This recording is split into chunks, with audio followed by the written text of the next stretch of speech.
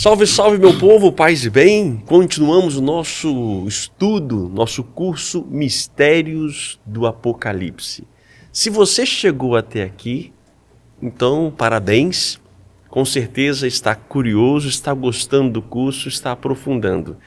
E eu acredito que nós chegamos agora no ápice do nosso capítulo, nosso livro. Mas só retomando um pouquinho, isso também me lembra aqui em memória, né? Começamos a falar então do destinatário, que é o autor, para quem e o objetivo do livro. Logo em seguida, falamos as cartas às 7 igrejas, que é a recomendação que essas 7 se tornam universal, ou seja, para todo mundo, os cuidados que a igreja deve ter diante das dificuldades do mundo, tá certo? A partir disso, ele tem uma visão de um cordeiro, né, de um trono, na verdade, um trono belíssimo, e tinha ali, esse trono tinha um cordeiro, como leão da tribo de Judá, um cordeiro de pé, a gente viu tudo um pouco essa situação, e na mão desse cordeiro havia um livro que ninguém conseguia abrir nem ler. Isso. E desse livro, então, ele então começa a abrir, esse cordeiro começa a abrir, que tinham 7 selos. Vimos os 4 primeiros selos que tem a ver, né, com as situações do mundo, injustiça, fome, miséria, assim por diante. Vimos um selo, o 5º, que era uma multidão sobre as vidas sobre o altar. O 6º, já um problema de um sinal que acontece, onde se vê ali uma multidão, 144 mil pessoas e muito mais outras mais pessoas ali em volta do 6º selo, né, que vai abrindo diante do Cordeiro. E agora chegamos então no ápice, acredito eu, no ápice, curiosidade. Talvez o primeiro ápice, né? Primeiro ápice? Ai, meu Deus do céu, tem mais ainda. É porque o Apocalipse joga muito com o 7, né? Então, o 7º ápice, vamos ver qual será. Ah, é? Talvez seja o da Nova Jerusalém que desce do céu, né? Lá no capítulo 21. Mas aqui nós entramos hoje no terceiro momento do livro, né? Que são as trombetas. Isso, capítulo 8 do Apocalipse. 8:1 a 11:14. Uau, vamos adiantar então esse processo. Então nós estamos aqui na terceira sessão. Certo. Essa terceira sessão, ela se caracteriza pelo repetido toque de 7 trombetas que anunciam com solenidade que Deus se faz presente na história.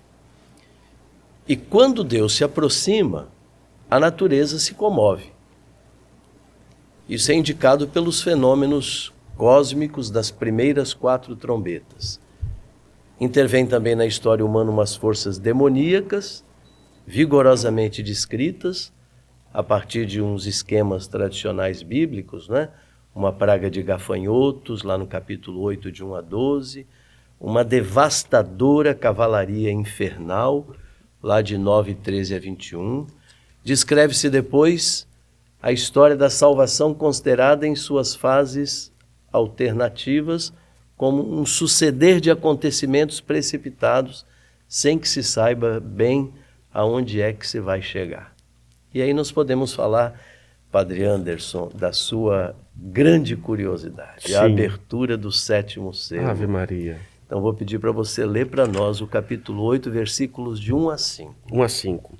Quando o Cordeiro abriu o 7º selo, houve no céu um silêncio durante cerca de meia hora. Já deu medo aqui só de ler. Vi então os 7 anjos que estão diante de Deus. Deram-lhe 7 trombetas. Outro anjo veio postar-se junto ao altar, com um turíbulo de ouro. Deram-lhe grande quantidade de incenso para que o oferecesse com as orações de todos os santos, sobre o altar de ouro que está diante do trono. E da mão do anjo a fumaça de incenso com as orações dos santos subiu diante de Deus. O anjo tomou depois o turíbulo, encheu com o fogo do altar e o atirou à terra. Seguiram-se trovões, clamores, relâmpagos e um terremoto. Bem, vamos partir de um princípio. Quem segue abrindo o livro selado é o Cordeiro. Sim, abriu os 6 anteriores e agora o 7º. Né? Isto. E ele abre a fim de que se verifiquem na história os decretos divinos. E para a realização da sua vontade, Deus conta então com uma colaboração necessária, ou seja, a oração. segue sendo um mistério também para nós, né? Uhum. Poder da oração feita pela igreja. E por que se trata de algo que supera a inteligência e o cálculo do homem? A ação se abre com um silêncio de meia hora. Orion. Silêncio que... Espera um pouquinho só, seu som sumiu, padre. O meu som sumiu. O microfone sumiu. Alessandro? Oi, voltou. Vai. Isto. Então se abre com um silêncio de meia hora. Diz o texto lá, Rebiorion. Silêncio que não significa uma pausa privada de sentido, né? Mas uma parada altamente eloquente e cheia de respeito diante da sublimidade de Deus. Se nós quisermos ter uma ideia desse silêncio, nós precisaríamos ler o livro de Zacarias, no capítulo 2, versículo 17. Esse silêncio é o silêncio próprio da liturgia, que muitas vezes nós temos dificuldade de fazer. É o silêncio próprio da liturgia. É preciso que a igreja se abra a esse mistério. Esse silêncio é também o tempo de espera diante do juízo de Deus. O profeta Sofonias fala nisso lá no capítulo 1 do seu livro. E significa, esse silêncio, seguindo uma tradição apocalíptica, o tempo em que rompe um novo mundo. O silêncio de Deus, vamos nos lembrar do Gênesis, né? O silêncio de Deus, o Espírito de Deus pairando sobre as águas primordiais, silêncio denso, do qual vai brotar o quê? A ação criadora de Deus. Tudo está preparado. E aí entra em cena as trombetas, salpingues, sinal clamoroso da intervenção divina. Esse é o símbolo da trombeta. Aí isso aqui aparece no Êxodo, aparece no profeta Joel. Mateus vai falar também no capítulo 24 de trombetas. 1 Tessalonicenses, Jericó também tem, não tem as trombetas? Tem as trombetas Jericó também que tocam. O que as trombetas são? As trombetas são um sinal clamoroso da intervenção divina. Elas já foram entregues aos 7 anjos, né? E estes, entretanto, não as fizeram ainda soar. E nesse momento, um misterioso anjo realiza uma ação simbólica. Ele mescla, né? Você leu aí para nós, ele mescla o perfume da oração dos santos, orações e incenso, no incensário de ouro, no turíbulo de ouro, para que tudo bem fundido suba à presença de Deus. Significa que a oração dos cristãos, ela é aperfeiçoada pela ação poderosa, toda poderosa de Deus, a fim de que eles sejam agradáveis. O incensário cheio de fogo é lançado sobre a terra, diz ele, né? Não falou aí? Uhum. Ebaleneistengen, lançou sobre a terra. E aí houve trovões, estrondos, relâmpagos, terremoto. Isso significa o quê? Significa que se põe em movimento o juízo de Deus. Esse prelúdio, ele assegura aos cristãos que eles não serão afetados pelas catástrofes que vão ser descritas aqui agora. Padre, eu estou parado lá na primeira aula, quando nós falávamos que o Apocalipse não é do futuro, mas ao mesmo tempo ele é do futuro. Não é uma previsão futurística, mas é uma previsão, ou seja, se nós continuarmos dessa maneira, acontecerá isto. Ou seja, das coisas que estão acontecendo e sempre vão acontecer. Ou seja, ele emite cartas para poder exortar. Exatamente. Deus exorta a humanidade. Olha, muda isso, igreja, muda aquilo, muda aquilo. Então, o Apocalipse, Padre Anderson, ele não fala de novidades. Não tem novidades aqui. Isso já aconteceu e isso continua acontecendo e irá acontecer daqui por diante. E você disse a razão. Se as coisas não mudarem, vai continuar acontecendo. E aí, ou seja, então, a sociedade, a humanidade será julgada pelo Cordeiro. Esse Cordeiro, então, que vai revelando e vai acabando, Exatamente. Os selos mostrando, toda a injustiça acabará, a miséria, tudo isso irá acabar. Mas, vamos lembrar de Marcos, o Evangelho de Marcos, capítulo 1, versículos 14 e 15. Primeira palavra de Jesus, qual foi em Marcos? conversão. Né? O reino está aqui, convertei-vos e acreditai na boa nova. É a única maneira de não acontecer. Quando o senhor fala nesse último selo, do 7º selo, e fala do silêncio de Deus, eu vou trazer algumas coisas popularescas que está na mente das pessoas, na internet, nas pseudo, talvez, revelações, interpretações, né? Que nos finais haverá um silêncio da intervenção divina, onde a humanidade estará como se fosse sem a ação de Deus, respeitando totalmente a liberdade humana e Deus não intervindo. Nós sofreríamos, seria talvez essa meia hora, assim, depois de uma grande tribulação, onde está Deus, né?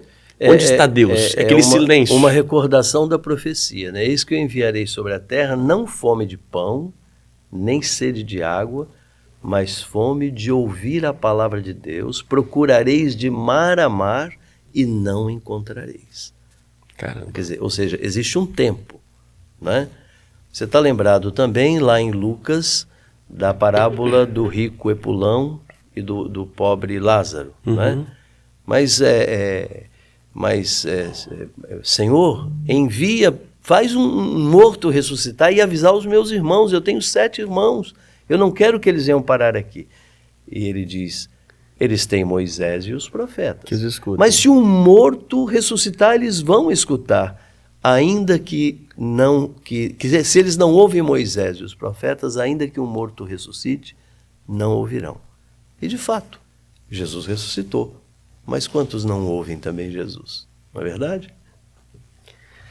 Esse silêncio de Deus, então, é interrompido por orações feitas por um anjo que nós não conhecemos, né? Orações com incenso e que se lança sobre a terra.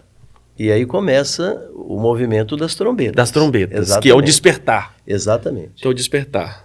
São 7 trombetas.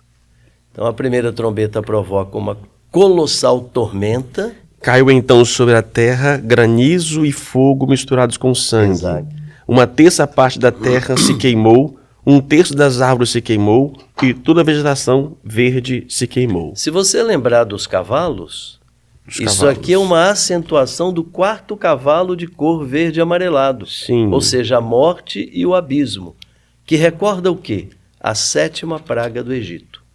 Se você lê o capítulo 6 do Apocalipse, no versículo 8, e Êxodo 9, de 22 a 26, você vai ver que as coisas se encontram ali.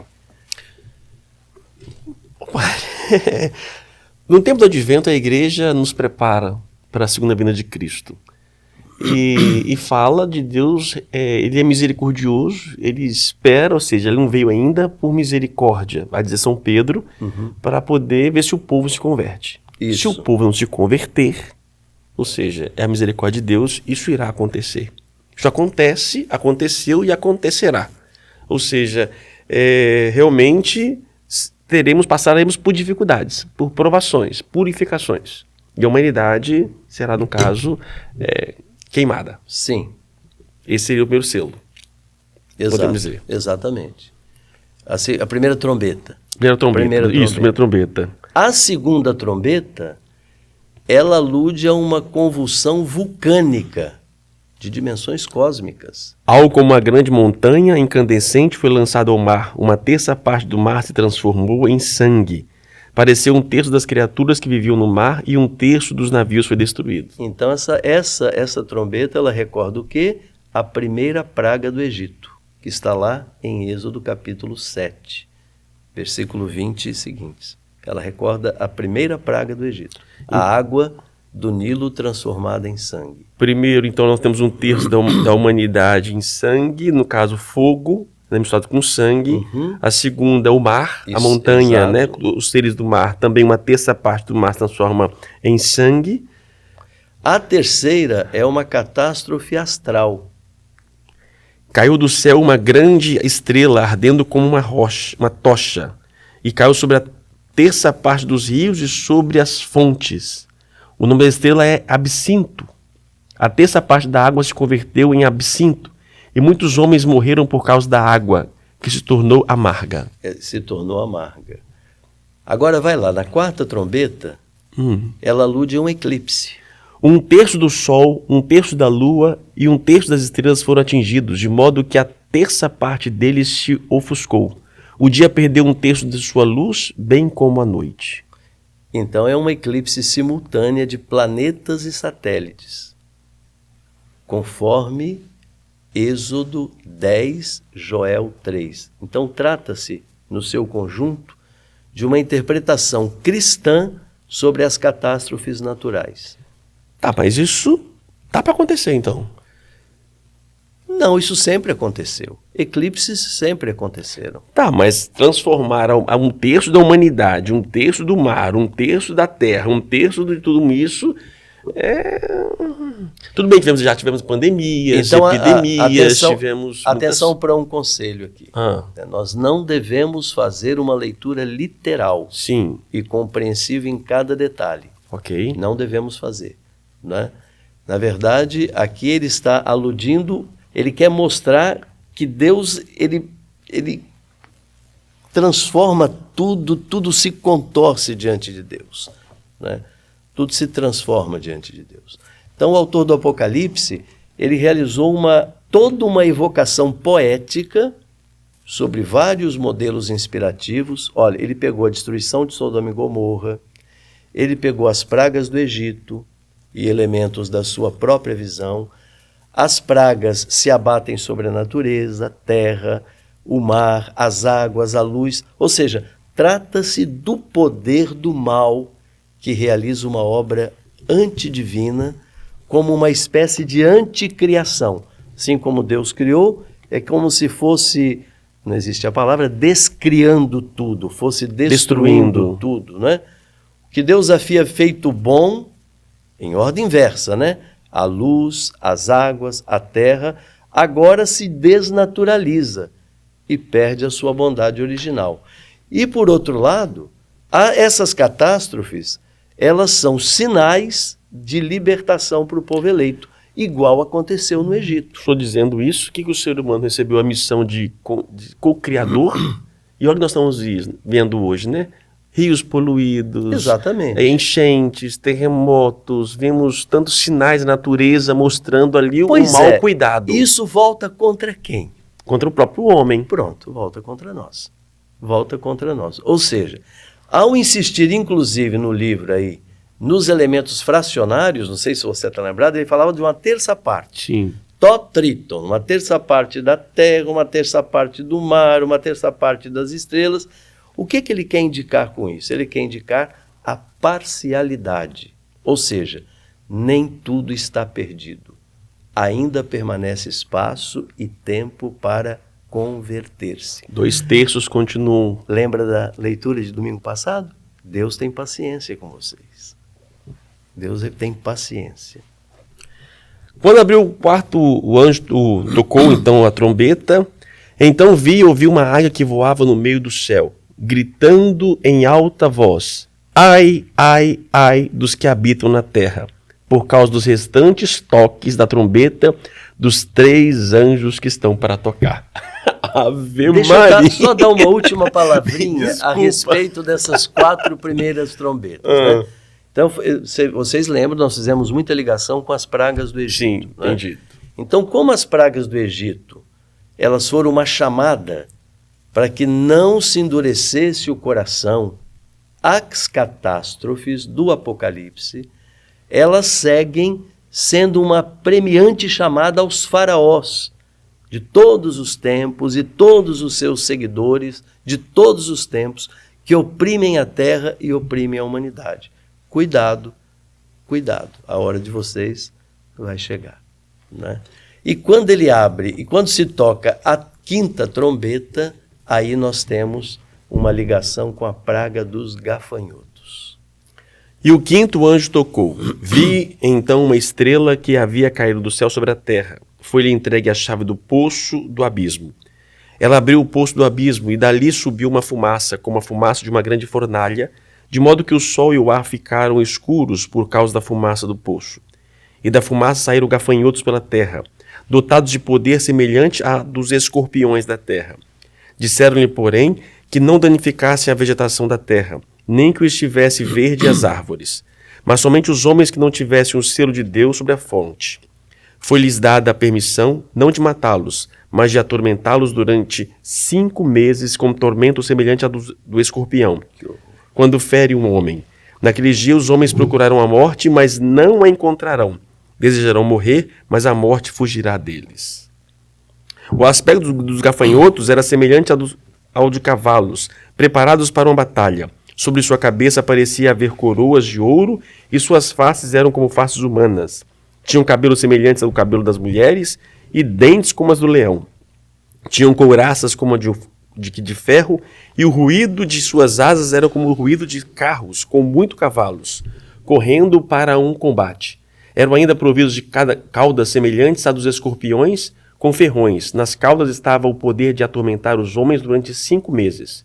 Como rei tinha sobre si o anjo do abismo, cujo nome em hebraico é Abaddon. E em grego Apollyon. O primeiro ai passou. Eis que depois dessas coisas vem mais 2 ais. Eu diria assim, não, eu ia dizer isso, simplesmente assustador. Totalmente, né? Totalmente. É uma coisa assustadora.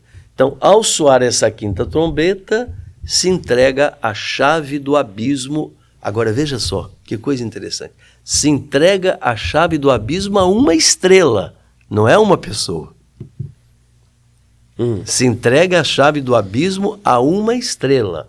Kai edotheauto recleistu freatos tes abisso. A uma estrela. Com essa estranha descrição, se indica que Deus permite a manifestação do mal na história, e esse mal provém de um poder sobre-humano que se situa além dos limites razoavelmente humanos. Então a leitura desse relato, ela produz uma estranha sensação. Você disse, que medo. Que medo. Ela produz uma estranha sensação porque a manifestação do mal, ela aparece em grande crescimento. E assim apresenta essa progressiva sequência que eu vou dizer agora. Primeiro, o anjo do abismo, ou a concentração do abismo, seria aqui uma força subterrânea, as profundidades do abismo, que se convertem em fumaça. Da fumaça sobe uma nuvem, e da nuvem surgem gafanhotos. E esses gafanhotos fazem o mesmo dano que os escorpiões. Segundo, os gafanhotos, por sua vez, são caracterizados com faces, se você lembra desse, meio humanos, meio grotescos, né? E eles têm um rei que se chama o Destruidor. Ou seja, o que nós temos aqui? Trata-se de uma invasão do mal na história humana. Essa força maligna é sobre-humana, é subterrânea, muito difícil, portanto, de ser entendida, porém, atenção, submetida à vontade de Deus. Essa potência invade lenta e fatalmente a história, se condensa, se obscurece, como o anjo exterminador ou das trevas, tão espesso se torna o mal que surgem dele gafanhotos, ácrides. Isso aí tem a ver, então, com as pragas do Egito. Isso tem a ver com o profeta Joel. Com o profeta Joel no capítulo 1, 2 a 2:17. Capítulo Joel, ele havia falado do dia do Senhor, que era o dia do juízo final, como uma irrupção de gafanhotos.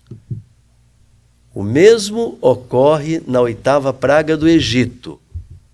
Isso quer dizer que serão tempos sofríveis, aonde a vida se converterá em algo asqueroso, aonde seria preferível morrer, porém a morte fugirá. Ele diz lá, não é? Kai feuxetai apauton rotanos. A morte fuge. Olha que coisa. Consegui imaginar. Que coisa pavorosa. Eu estava na internet procurando alguma imagem aqui, ó. Gafanhoto. Que coisa gafanhoto com cara de pessoa, pavorosa, com escorpião. Quer dizer, é uma coisa pavorosa, uma coisa híbrida, né? Você tem uma mistura das coisas ali, não é? Agora, nós temos que estar atentos para uma coisa. Apesar de tudo isso, a finalidade de tudo isso é a conversão. mesmo essas imagens grotescas, não é? Não obstante, será um tempo limitado. Ele diz lá, 5 meses, e nem todos sofrerão idênticos padecimentos. Isso, ele fala de alguns com marcado na fronte, não é, padre? Que, deixa eu voltar aqui, ele fala que alguns não serão tocados, não é isso? Mas tudo isso, Padre Anderson, para mostrar que com essas alusões grotescas que ele quer pintar aqui, até extravagantes, olhem, mostra de novo essa, Aí a imagem. Né, essa imagem. A imagem é horrorosa, né? Então, com isso, ele quer mostrar o quê? A tremenda potência que o mal tem no mundo. A tremenda potência do mal no mundo. Ou seja, os centros de poder opressivos, simbolizados nas coroas de ouro, Stephanoi Chryzoi, a falta de humanidade, a capacidade de sedução fatal, a crueldade típica do leão, o estrondo do combate, o rumor da guerra, hoje nós estamos ouvindo falar de guerra, o poder para fazer o dano que é próprio dos escorpiões. E tudo isso acaba formando um quadro impressionista.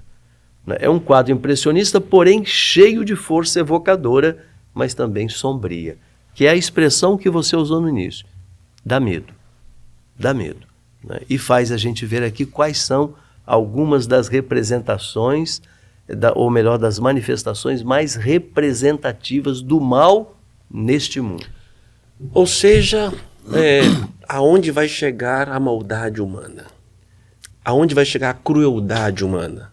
Se o homem se afasta de Deus, ele vai se coisificando. E aquilo que é da natureza, criado por Deus, ele vai destruindo, a ponto de se tornar um bicho. Então, é aquilo que diz a Escritura. O que existe fora de Deus? E a Escritura chega a uma conclusão. Fora de Deus não existe nada.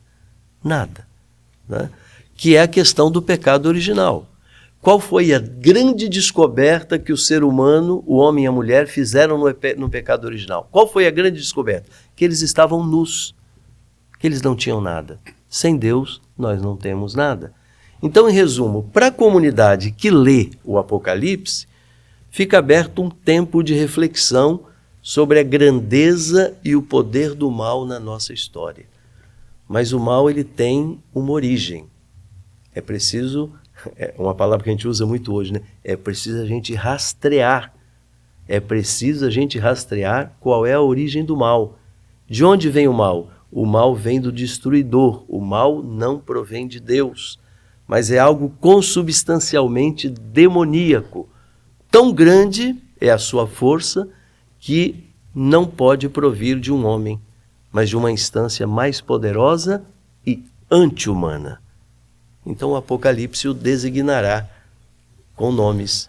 Dirá que ele provém do dragão, da serpente antiga, do diabo, de Satanás. Essas quatro expressões são utilizadas no Apocalipse. E aí a comunidade deve saber que todas essas coisas que acontecem no mundo, elas estão acontecendo, vão acontecer, mas elas estão sob o controle de Deus. Ou seja, o tempo será limitado. Padre, eu sei que quando João escreve esse livro, existia um gênero já, chamado gênero apocalíptico. Exatamente, que é do século II. Que é uma forma de escrever, né, que está impactado em alguns livros da Bíblia. Só que ele vai para um nível hard, né? Um nível alto, porque não é fácil ler isso aqui não. Será que os cristãos lá na época conseguiam interpretar? Ou talvez realmente já veio cheio de mistério, né? Essa fórmula de poder escrever e transmitir? Eles conseguiam entender e interpretar porque eles estavam vivendo isso na própria carne. Não é? Eles estavam vivendo isso na própria carne. E todo o domínio do Império Romano, como eles tinham vivido também no passado, o domínio dos assírios, o domínio da Babilônia, dos gregos, quer dizer, tudo isso para eles era o quê? Uma coisa monstruosa. Aí, Padre Anderson, nós precisamos pensar um pouco naquilo que se vive hoje no mundo, por exemplo, em termos de fome, que a fome é grande no mundo, em termos de guerra, né? por exemplo, como vivem hoje na Ucrânia, né? As guerras tribais na África, né? Que delas quase não se fala, né? Mas elas existem, né? As guerras por questão de religião, a guerra que nós estamos vivendo hoje contra o Hamas, né? O sofrimento dos palestinos, quer dizer, que visão e que perspectiva de futuro e de história, por exemplo, tem uma criança palestina. Quer dizer, isso aqui que para nós parece muito assim, fantasioso, né? E acaba sendo, né? Esse tipo de linguagem. Uma criança palestina, uma criança ucraniana, uma criança que em outros países vive em estado de guerra, de fome, etc., essas imagens dizem muita coisa. Dizem muito para eles. Né? Vamos lá então, padre. Vamos ao segundo ai, que é o sexto... trombeta. A sexta trombeta. E o sexto anjo tocou. Eu vou dar um título a isso. A sexta trombeta mostra a vitória provisória do mal. Ela mostra o poder das forças diabólicas. Misericórdia. Ouvi então uma voz que provinha dos 4 chifres do altar de ouro, colocado diante de Deus, e dizia ao sexto anjo que estava com a trombeta: liberta os 4 anjos que estão presos sobre o grande rio Eufrates. Os 4 anjos que estavam prontos para a hora e o dia, o mês e o ano, foram então libertos para matar a terça parte dos homens. O número dos cavaleiros do exército era de 200 milhões. Ouvi bem o seu número. Na minha visão, os cavalos e os cavaleiros tinham este aspecto. Vestiam couraças de fogo, de jacinto e enxofre. A cabeça dos cavalos era como de leão, e de sua boca saía fogo, fumaça e enxofre. A terça parte dos homens foi morta por causa desses 3 flagelos: o fogo, a fumaça e o enxofre que saíam da boca dos cavalos. O poder dos cavalos, com efeito, está em sua boca e nas caudas. De fato, suas caudas parecem serpentes. Têm cabeças com as quais causam dano. Os outros homens, que não foram mortos por esses flagelos, não renunciaram sequer às obras de suas mãos, para não mais adorar os demônios. Os ídolos de ouro, de prata, de bronze, de pedra e de madeiro, que não podem ver, nem ouvir ou andar.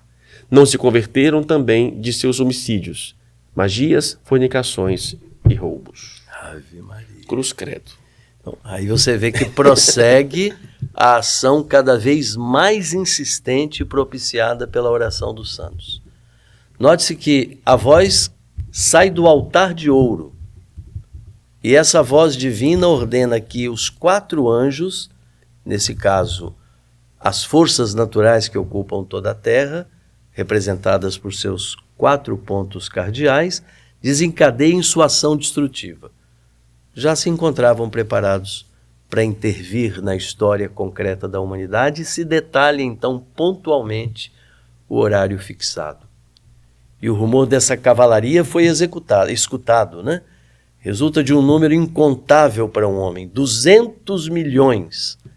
É algo que dentro de sua manifesta desproporção acentua a multiplicidade da maldade, a multiplicidade das forças negativas.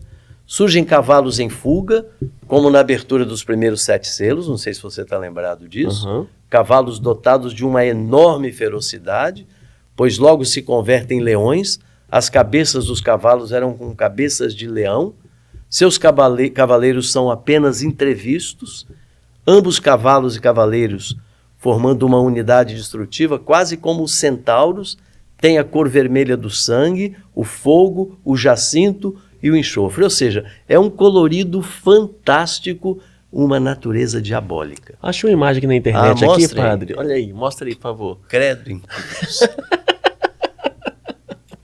Eu vou pegar na internet algumas imagens aí. É horroroso. É horroroso. Né? Por que o cavalo, padre? Eu Por causa da força, né? É? A força do cavalo. O cavalo é forte, né? O cavalo é forte. E o cavalo, ele era usado nas guerras, né? Ele é forte. E veja que até hoje nós usamos, para se referir à força do motor, tantos cavalos. Tantos cavalos, isso é verdade. Tantos cavalos. Isso é verdade. Então isso aqui é uma permissão do mal, quase o ápice. Essas criaturas não pertencem a esse mundo. Detalhe, nós estamos nos primeiros selos, 1/3 da humanidade. Aqui, no 6º selo, mais 1/3 da humanidade. E sobrou 1/3, que segundo o texto ainda diz que nem todos se converteram ainda. Mesmo diante de tanta desgraça. É como diz Jesus, né? Quando o Filho do Homem voltar, será que vai encontrar fé sobre a terra?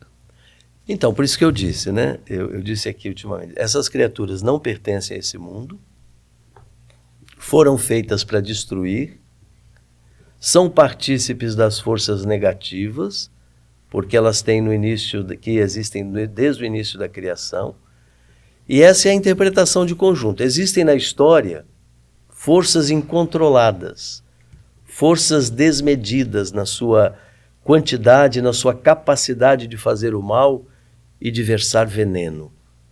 Quando se enlouquecem, se soltam e se mostram irresistíveis. Entretanto, apesar da sua virulência, isso mostra o livro, elas estão sob o domínio de Deus.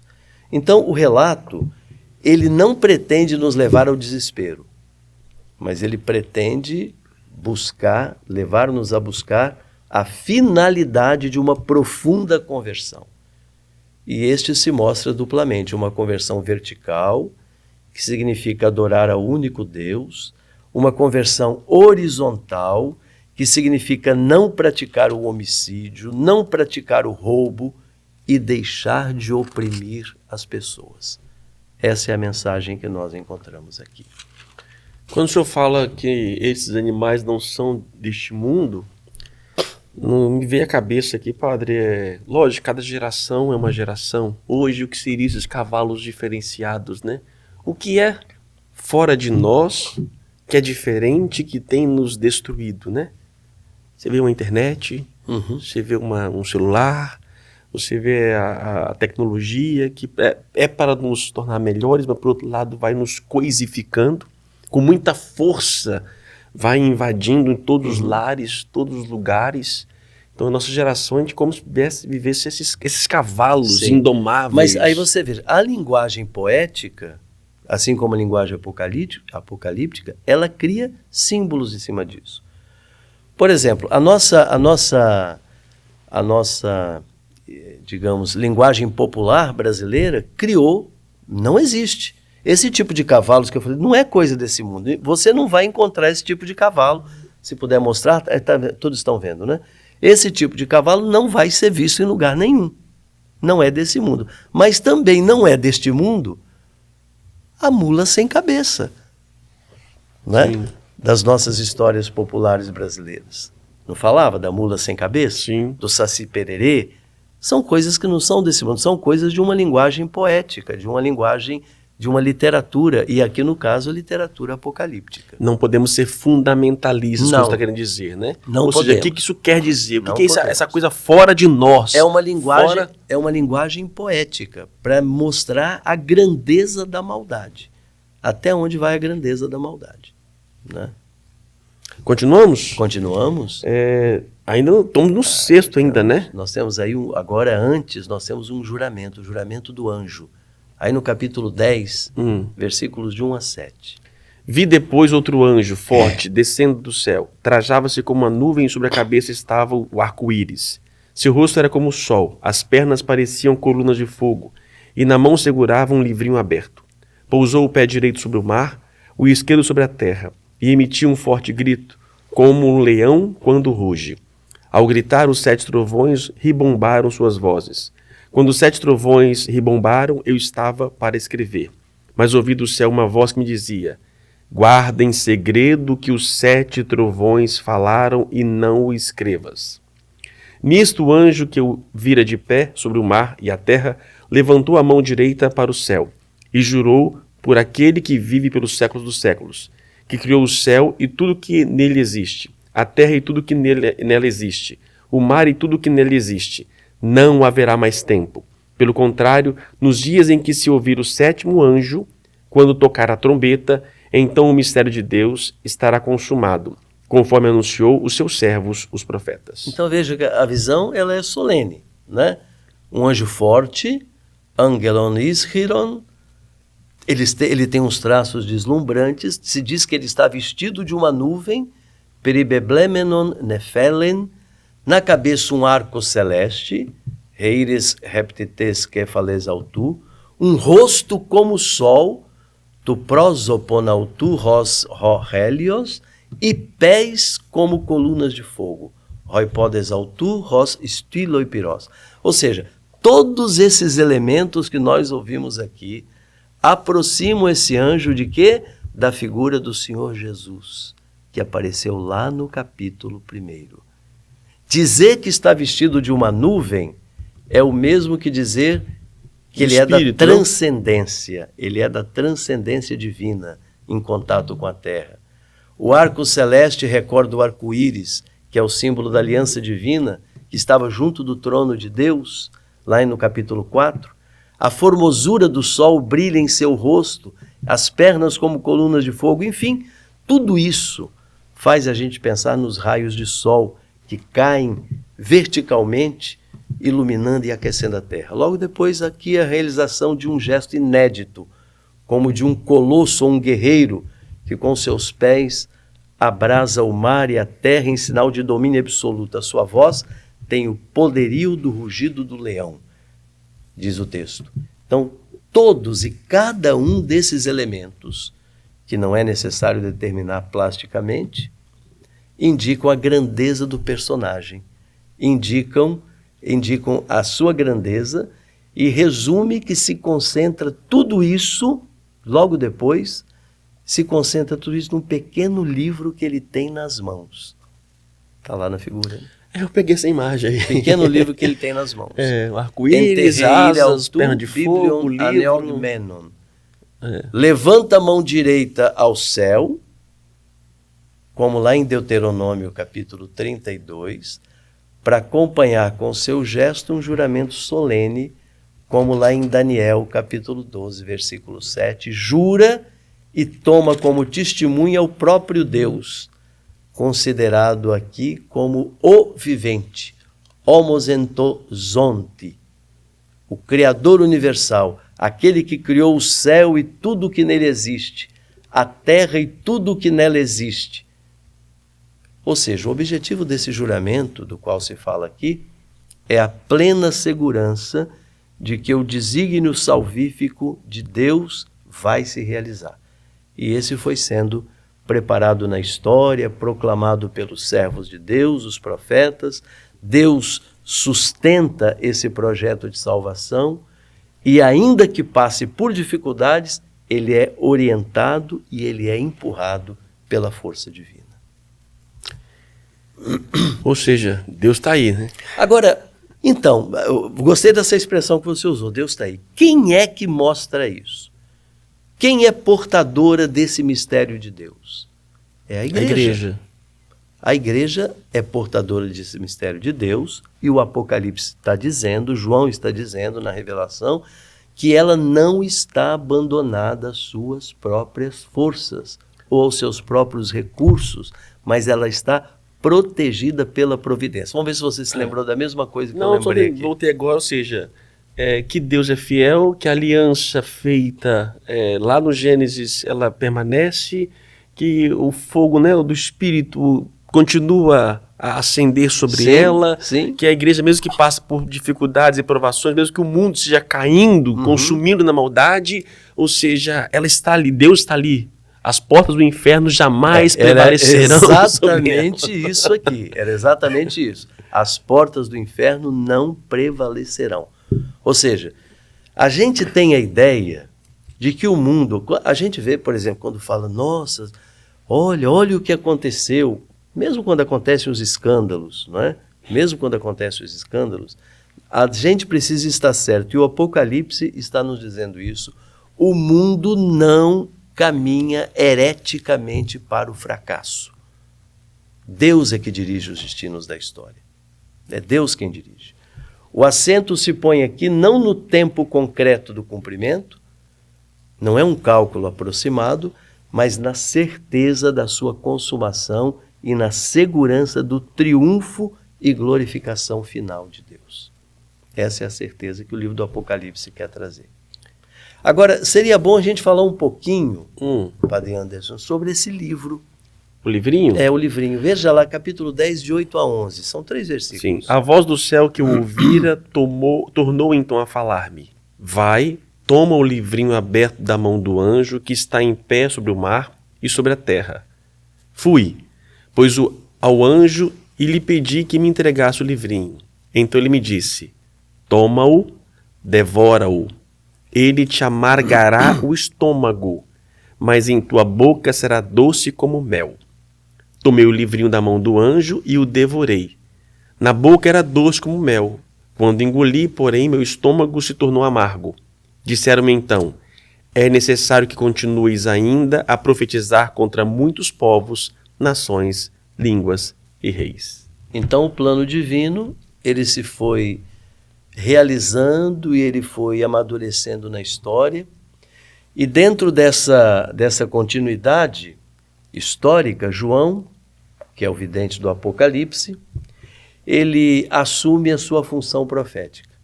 E aí, nesse contexto, se revela o gesto simbólico do anjo, que lhe oferece um pequeno livro para que o coma, experimentando com doçura a sua e a sua amargura. Sobre o esquema do profeta Ezequiel, que relata uma cena semelhante, Sim. lá no seu livro, no capítulo 2, versículos de 8 a 33, lá no livro do profeta Ezequiel, o Apocalipse oferece uma visão teológica do que significa ser profeta. Ser profeta significa receber gratuitamente a palavra de Deus, comê-la, entre aspas. Com esse gesto se insiste em quê? Na assimilação pessoal, na interiorização da palavra de Deus, da revelação de Deus, e isso supõe uma ambivalência de sentimentos. Que é difícil, né?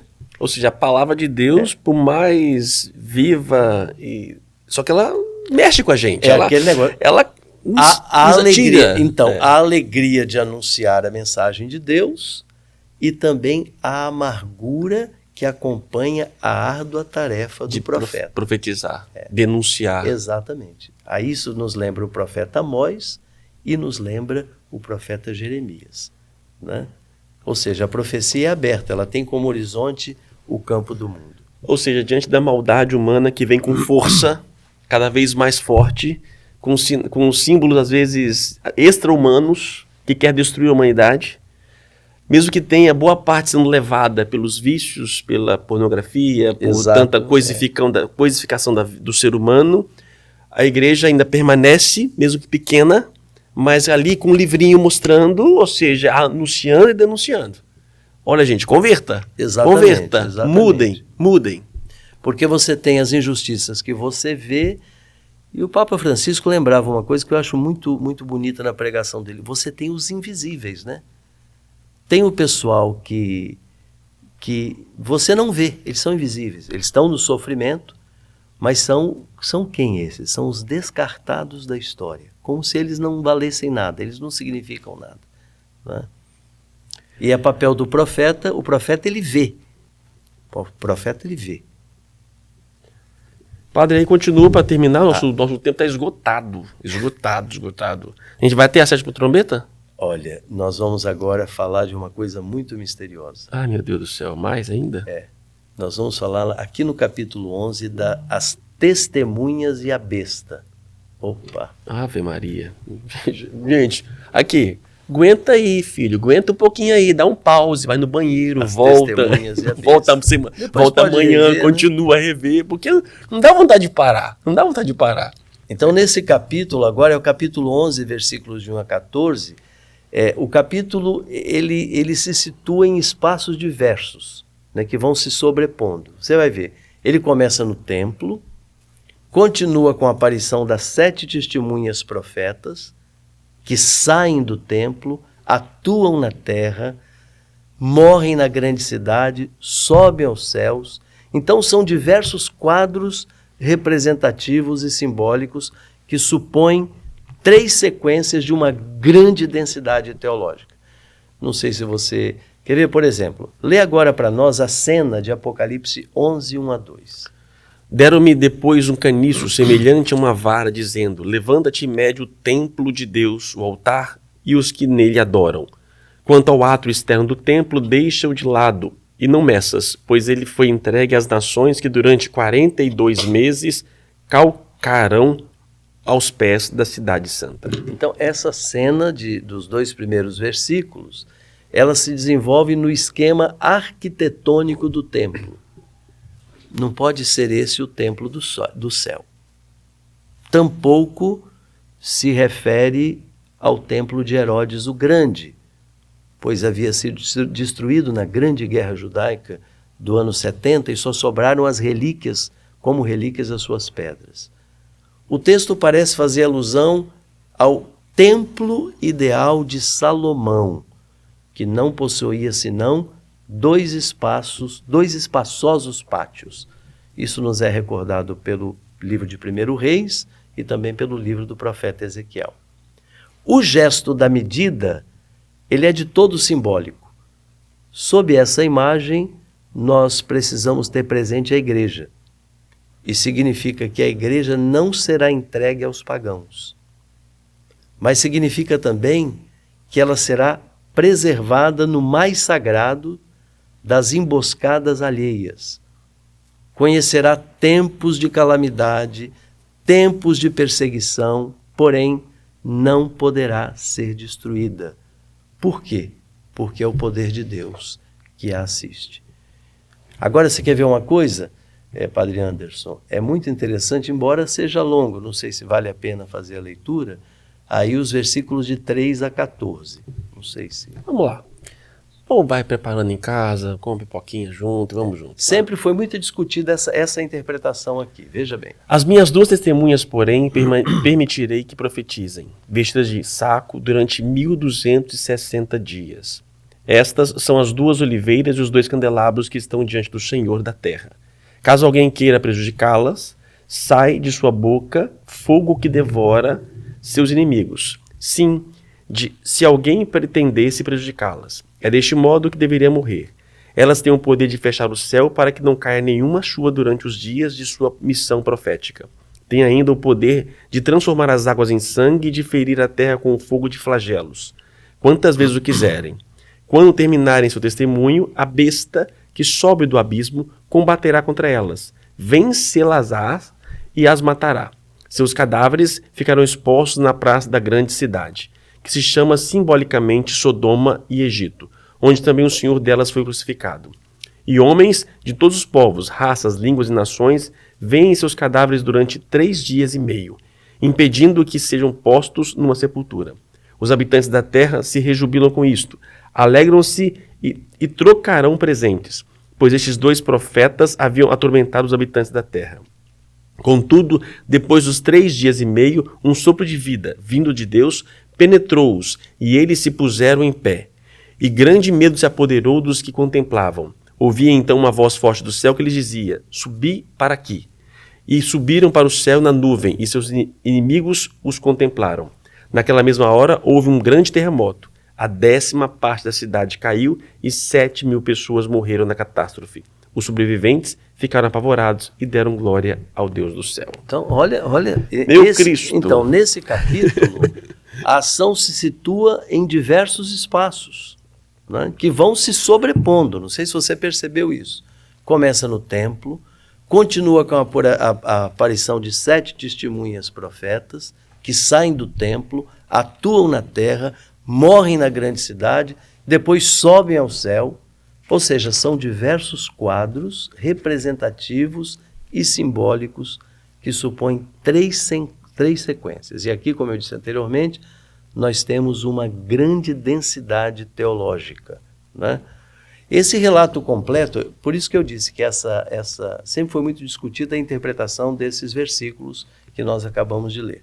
O relato completo, por suas frequentes anomalias. Seu tempo situa-se estranhamente no passado, no presente e no futuro. Esses 3 tempos se entrecruzam, rompendo a ação linear do tempo normal. alude-se simultaneamente a cidades distintas: Sodoma, Egito, Jerusalém e Roma. As duas testemunhas, pela fisionomia de que se revestem, podem ser Josué e Zorobabel, Elias, Jeremias, Moisés e Arão, ou bem, Moisés e Elias, as duas testemunhas que aparecerão junto com Jesus durante a transfiguração, personagens que concentram o valor do Antigo Testamento enquanto representantes da lei e dos profetas. Então esse acúmulo pretendido de alusões, de descrições veladas, de tempos que se cruzam na história, de cidades distintas, tudo isso, enfim, quer sugerir não uma interpretação restrita, aplicável a personagens concretos, mas representativa. Essas duas testemunhas profetas são figuras emblemáticas da igreja profética de todos os tempos. Mostram a igreja no exercício da sua pregação diante do mundo. Ela deve exortar-lhe a que se converta, ainda que se encontre com seu fechamento, receberá uma resposta de indiferença e também de perseguição. Este mundo lhe dará morte, lhe afligirá, negando-lhes até a piedade da sepultura. Os povos, como numa dança macabra, desfilarão para não dar condolências, mas para alegrar-se tocarem os presentes. Os cristãos sofrerão o mais atroz de todos os ultrajes, não lhe será respeitada nem a sua própria morte. A narração dessas duas testemunhas profetas, ele fala, Duzin martirsin mu, as minhas duas testemunhas, representa o cume da perseguição e o cume da desumanidade. Até estes limites intoleráveis chegará a ser humilhada a igreja em seus filhos, os profetas. Até onde João foi amargo, para João o livro da profecia. Aí nós vamos entender. Até onde foi amargo para João o livro da profecia. Doce na boca, não foi isso? Sim. Mas muito amargo no ventre. Porém, depois desses 3 dias e meio, que ele falou lá. 3 dias e meio. Remeras 3 remiso, cifra de uma fração, a metade de 7, 3,5. Isto é um tempo limitado. O Espírito de Deus lhes dará vida. Não disse lá? Sim, sim. O Espírito de vida que vem de Deus entrou neles e puseram-se de pé. Puseram de pé. Puseram-se de pé. Ressurreição. Exatamente. Isto é, ressuscitaram como cordeiro de pé, lá em Apocalipse, no capítulo 5, versículo 6. E subiram ao céu, ou seja, à região de Deus. Isso quer dizer o quê? O que é que João está querendo dizer aqui? A igreja está, pois, representada na imagem dessas duas testemunhas profetas que reproduzem a mesma vida do Senhor. Pregação, morte, ignomínia.